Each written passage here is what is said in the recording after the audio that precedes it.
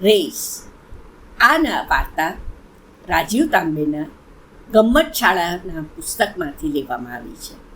ગમ્મત શાળામાં એવી વાર્તાઓ છે કે જે એમણે બાળકોની સાથે પ્રયોગો કરીને અને એમાંથી નિષ્કર્ષ લાવીને સાચે સાચ આ પ્રયોગો ગમ્મત શાળામાં થયા છે અને એની વાર્તા સ્વરૂપે રજૂઆત રાજીવ તાંબેએ કરી છે ગમ્મત શાળા નામના પુસ્તકમાં.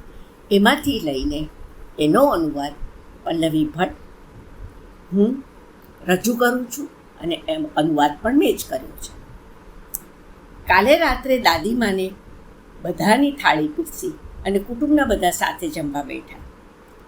દાદીમાએ જેવી દાળ પીરસી કે દાદાજીનું મોઢું આંકું ચૂકું થઈ ગયું, જોવા જેવું થઈ ગયું. દાદી છણકો કરીને બોલ્યા, જરાય મોઢું આંકું ચૂકું કર્યા વગર જમી લો. આજે ઉતાવળમાં રસોઈ બનાવતા દાળ થોડી પાતળી થઈ ગઈ છે.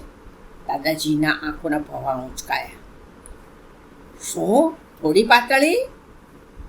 આ તો પાણી જેવી પાતળી છે. એટલે દાદી મને મસ્તી સૂજી. સાડીના છેડાથી મોઢું ઢાંકીને હસતા હસતા બોલ્યા, એટલે શું તમને દાળ પાણીથી એ પાતળી ખાવાની ઈચ્છા હતી? લો, મને તો ખબર જ નહીં આ વાત. દાદીમાં ધીમું ધીમું મરક મરક હસતા હતા. દાદાજી કંઈક બડબડ બડબડ કરતા જમતા હતા. મિહિરને કંઈ ન સમજાતા થોડી વાર એ દાદાજી સામે, થોડી વાર દાદી સામે જોતો હતો અને જમતો હતો. દાદાજીએ મોટેથી કાંઈ ન કહ્યું એટલે દાદીમાને તુક્કો સૂજ્યો. દાળ તો બહુ ભાવી છે ને કાંઈ. હવે માત્ર આગમાં તેલ હોમાય એમ દાદાજી ભડક્યા. મૂછો પર તાવ દેતા બોલ્યા, કેમ રે, પાણીથી એ કોઈ વસ્તુ પાતળી હોય છે કાંઈ? હે? પાલવનો છેડો ખોંચતા દાદી બોલ્યા, હા વળી હોય છે. જમી લો એટલે દેખાડું, અને કેવી રીતે ઓળખવું એ પણ શીખવાડીશ જો તમારી સમજવું હોય તો. એટલે મિહિર ઉત્સાહથી બોલી પડ્યો, દાદી મને શીખવાડો ને. હવે દાદાજી માત્ર મૂંગા મૂંગા જમવા લાગ્યા. જમવાનું તો પૂરું થયું એટલે મિહિરનું સટર પટર ચાલુ થઈ ગયું. એના મગજને શાંતિ જ નહીં ને. મનમાં અનેક પ્રશ્નો ઘૂમરાઈ રહ્યા હતા.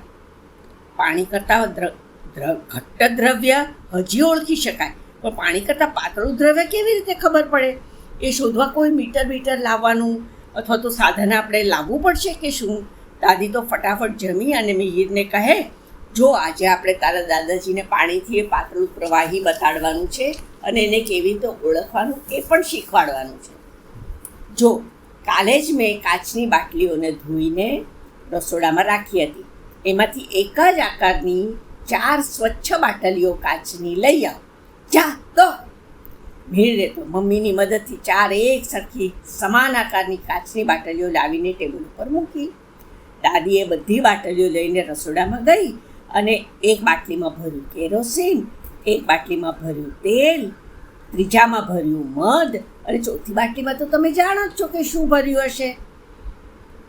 બધી બાટલીઓમાં ભરેલું એટલું જ પાણી એમણે ભર્યું. 4 બાટલીઓ બહારના ટેબલ ઉપર દાદીએ મૂકી. પછી બોલી, જુઓ હવે કહું છું એ પ્રમાણે કરો. આ બધામાંથી પાણી કરતાં વધુ ઘટ્ટ કોણ અને વધુ પાતળું કોણ?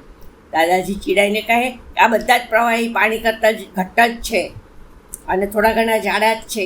મિહિર બોલ્યો, તમને કેવી રીતે ખબર પડી?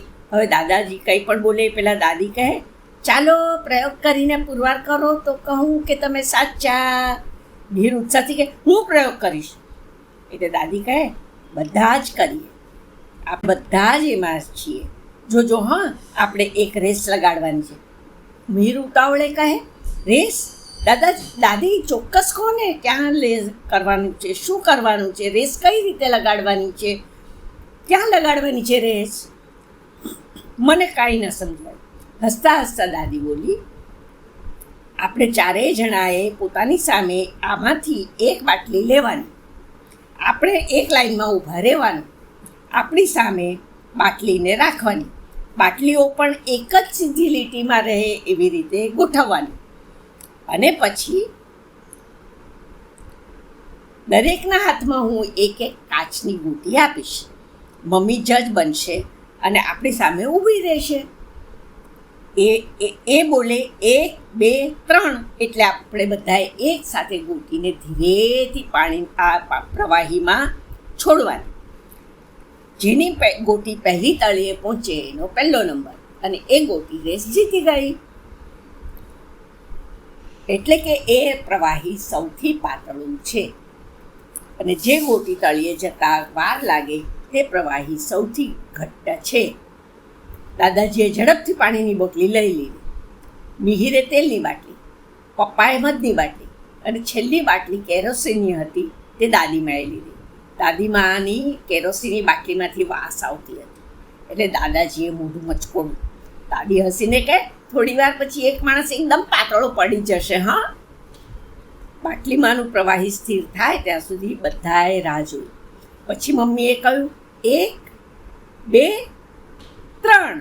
બધાએ ધીરેથી એક સાથે કાચની ગોટી પોતાની બાટલીના પ્રવાહીમાં છોડી અને પછી જજ મમ્મીએ સામે જોવા લાગ્યા.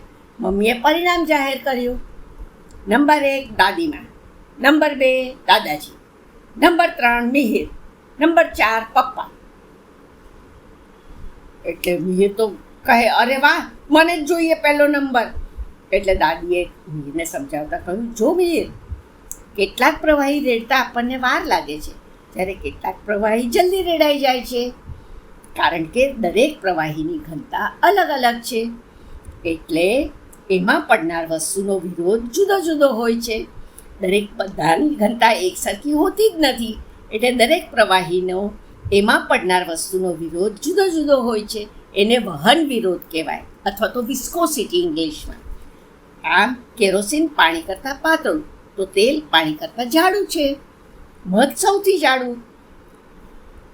જ્યારે ગોટી નાખો ત્યારે આ પ્રવાહીની ઘનતા પ્રમાણે વહન વિરોધને કારણે કેરોસીનમાં ગોટી જલ્દી ડૂબે છે અને તેલ જાડું છે પાણી કરતાં, તેથી ગોટીને નીચે તળિયે આવતા વાર લાગી. મધ સૌથી ઘટ્ટ છે, ખરું ને દાદી? એટલે બધામાં મધમાં ગોટી તળને તળિયે આવતા ખૂબ વાર લાગી, ખરું ને? મિહિર કહે, દાદી, જે પ્રવાહી રેડવામાં વાર લાગે તે પ્રવાહી ઘટ્ટ, એને આપણે ઘટ્ટ પ્રવાહી કહીએ, અને જેને રેડતા ઓછી વાર લાગે એ પ્રવાહી પાતળું, ખરું ને દાદી? શાબાશ મિહિર, દાદીમાં બોલ્યા. આ 4 પ્રવાહીમાંથી સૌથી પાતળું કયું, સૌથી ઘટ્ટ કયું? તમે આ પ્રયોગ તમારી શાળામાં કરીને બતાવશો અથવા તો ઘરે કરીને મને પછી જણાવશો કે તમને શું પરિણામ મળ્યું?